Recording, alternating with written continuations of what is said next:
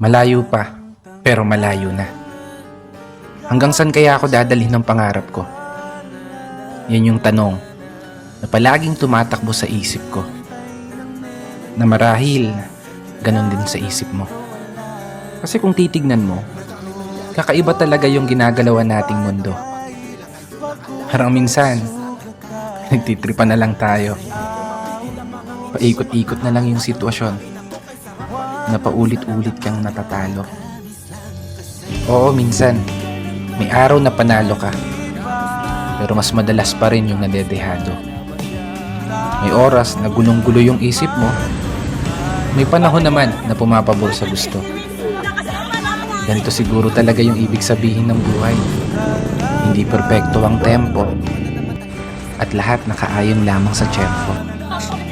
Pero kahit ganon, dapat magpasalamat pa rin tayo.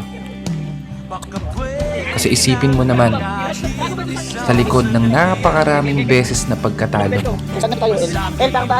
eto ka pa rin, nananatiling nakatayo, sinusubukang ipanalo.